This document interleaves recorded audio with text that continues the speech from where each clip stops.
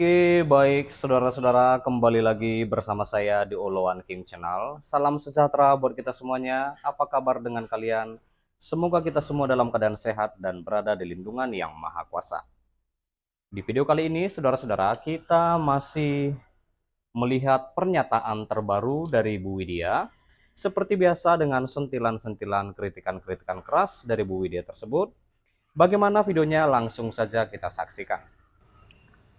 Apa hasil rapat berikutnya Masih akan bersama ada Bu OTT Widya, kembali. saudara-saudara, Itu pemberitahuannya sudah bocor dengan sejak sentilan lama. kritikan Kamu harus kerasnya. pandai-pandai, karena sudah saya sampaikan sebelumnya, jika mau OTT harus diadakan rapat dulu, karena ini membahayakan seseorang.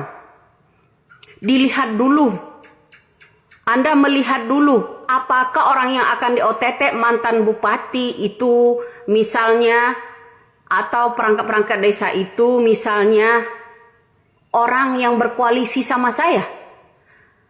Anda tidak bisa, jangan digembar-gemborkan dulu dengan orang lain kalau mau OTT. Ya, oh ya.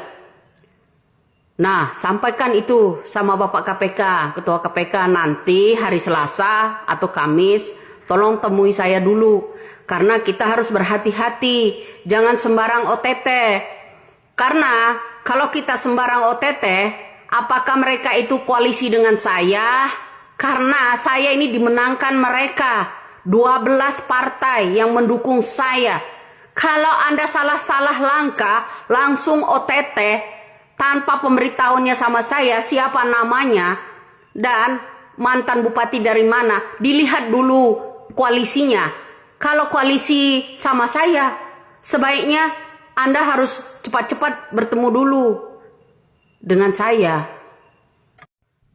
Lah, bukannya hasil rapat kepentingan umum itu untuk negara, untuk rakyat katanya Pak. Tetapi kok pilih-pilih? Apakah ini tidak berbahaya juga? Saya posisinya terjepit, Pak. Satu sisi, saya diberikan tugas untuk membahas masalah korupsi, masalah pertambangan, masalah industri. Itulah dia pernyataan dari Bu Widya. Saudara-saudara, kita sudah mendengarkannya. Bagaimana nih menurut tanggapan kalian? Silahkan tinggalkan di kolom komentar ya. Nah, di sini dikatakan saudara-saudara bahwa Menteri Sosial atau Mensos yang bernama Saifullah Yusuf atau Gus Ipul mengatakan Presiden Republik Indonesia Prabowo Subianto memiliki perhatian besar kepada penyandang disabilitas. Dan menurut Gus Ipul, pemberdayaan penyandang disabilitas juga masuk visi misi Presiden Prabowo Subianto, yakni Asta Cita. Iya.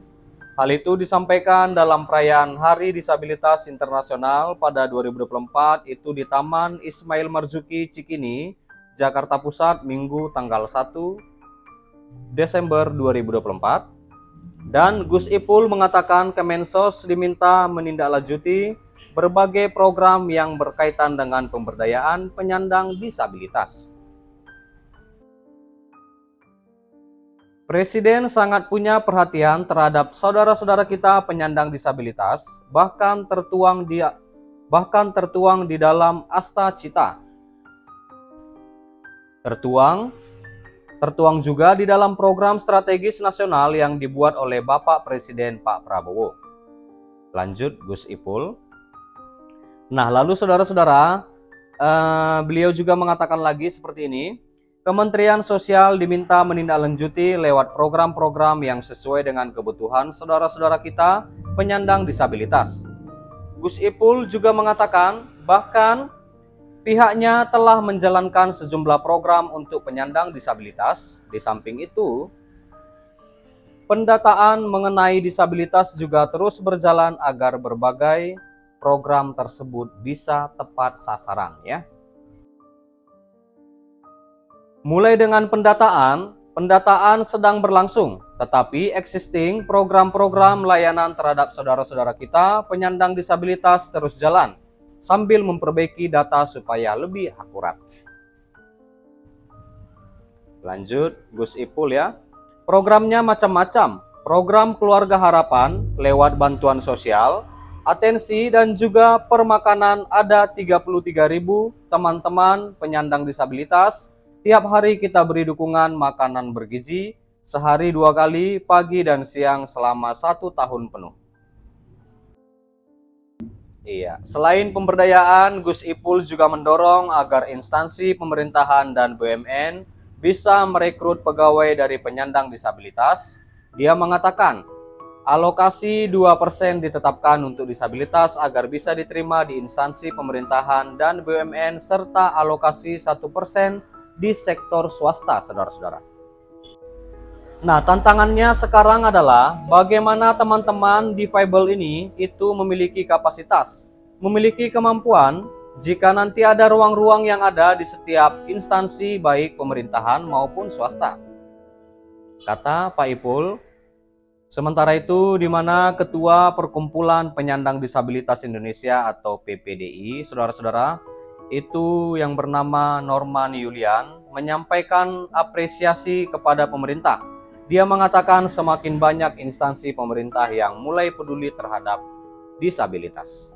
Alhamdulillah saat ini kita sebagai organisasi sudah sangat menjadi mitra pemerintah. Tidak hanya dari Kementerian Sosial, semua kementerian sudah mulai menjadi prioritas terhadap isu-isu disabilitas. Kata Pak Norman, adapun penyandang disabilitas tunanetra, Aris, berharap lebih banyak disabilitas diberi kesempatan dan ruang untuk berprestasi. Dia juga mengatakan penyandang disabilitas membutuhkan kesempatan yang setara dan tak selamanya memerlukan bantuan. Iya. Saya sudah penyandang disabilitas netra yang pertama menerima gelar sarjana. Sarjana komputer, Eskom, dari Universitas Pamulang dan Indonesia. Saat ini saya adalah orang yang pertama, kata Aris. Jadi yang saya harapkan dalam kegiatan ini adalah bisa memotivasi seluruh rekan-rekan disabilitas di Indonesia dan masyarakat dalam hal ini tidak melulu tentang charity, tapi juga bisa berprestasi dari sisi akademis dan pekerjaan. Iya, baik saudara-saudara, sampai di sini dulu pertemuan kita. Kita juga sudah mendengarkan pernyataan dari Bu Widya, dan di mana kita juga sudah membahas tentang dikatakan di sini bahwa Mensos ungkap arahan Prabowo beri perhatian ke penyandang disabilitas. Dan terima kasih juga buat saudara-saudara yang sudah menonton, yang sudah support aku. Terima kasih buat kalian semua. Jangan lupa di like, berikan komentar kalian di bawah, dan please share video ini dan subscribe dan nyalakan loncengnya. Terima kasih.